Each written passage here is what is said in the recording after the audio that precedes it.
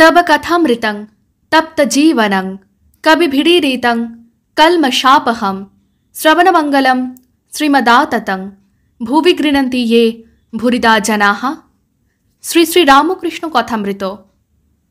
শ্রীরামকৃষ্ণ দক্ষিণেশ্বরে ও ভক্তগৃহে, ষষ্ঠ পরিচ্ছেদ, 1883, 21 জুলাই।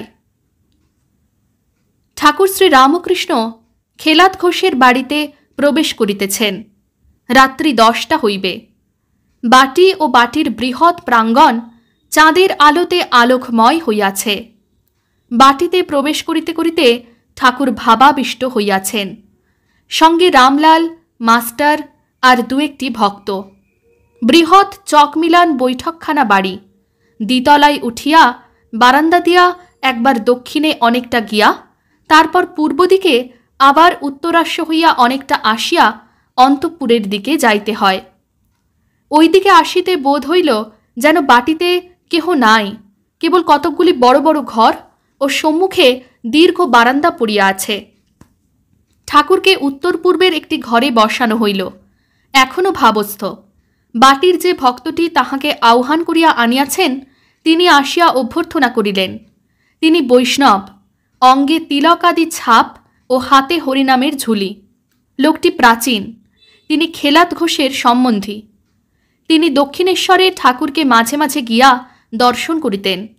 কিন্তু কোনো কোনো বৈষ্ণবের ভাব অতি সংকীর্ণ। তাহারা শাক্ত বা জ্ঞানীদিগের বড় নিন্দা করিয়া থাকেন। ঠাকুর এবার কথা কহিতেছেন। শ্রীরামকৃষ্ণ বৈষ্ণব ভক্ত ও অন্যান্য ভক্তদের প্রতি, আমার ধর্ম ঠিক আর অপরের ধর্ম ভুল, এ মত ভালো না। ঈশ্বর এক বই দুই নাই। তাকে ভিন্ন ভিন্ন নাম দিয়ে ভিন্ন ভিন্ন লোকে ডাকে। কেউ বলে গড, কেউ বলে আল্লাহ, কেউ বলে কৃষ্ণ, কেউ বলে শিব, কেউ বলে ব্রহ্ম। যেমন পুকুরে জল আছে, এক ঘাটের লোক বলছে জল, আর এক ঘাটের লোক বলছে ওয়াটার, আর এক ঘাটের লোক বলছে পানি। হিন্দু বলছে জল, খ্রিস্টান বলছে ওয়াটার, মুসলমান বলছে পানি, কিন্তু বস্তু একই। যত মত তত পথ।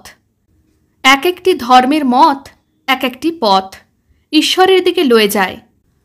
যেমন নদী নানা দিক থেকে এসে সাগর সঙ্গমে মিলিত হয়। বেদ পুরাণ তন্ত্রে প্রতিপাদ্য একই সচ্চিদানন্দ। বেদে সচ্চিদানন্দ ব্রহ্ম, পুরাণেও সচ্চিদানন্দ কৃষ্ণ রাম প্রভৃতি, তন্ত্রেও সচ্চিদানন্দ শিব। সচ্চিদানন্দ ব্রহ্ম, সচ্চিদানন্দ কৃষ্ণ, সচ্চিদানন্দ শিব। সকলে চুপ করিয়া আছেন। বৈষ্ণব ভক্ত: মহাশয়, ঈশ্বরকে ভাববই বা কেন? শ্রীরামকৃষ্ণ: এ বোধ যদি থাকে তাহলে তো জীবন মুক্ত। কিন্তু সকলের এটি বিশ্বাস নাই, কেবল মুখে বলে। ঈশ্বর আছেন, তাঁর ইচ্ছাই এ সমস্ত হচ্ছে। বিষয়ীরা শুনে রাখে কিন্তু বিশ্বাস করে না। বিষয়ীর ঈশ্বর কেমন জানো? খুড়ি জেঠির কোঁদল শুনে ছেলেরা যেমন ঝগড়া করতে করতে বলে আমার ঈশ্বর আছেন।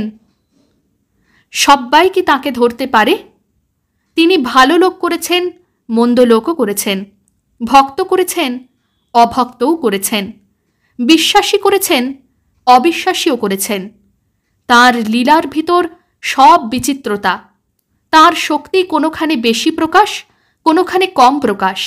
সূর্যের আলো মৃত্তিকার চেয়ে জলে বেশি প্রকাশ, আবার জল অপেক্ষা দর্পণে বেশি প্রকাশ।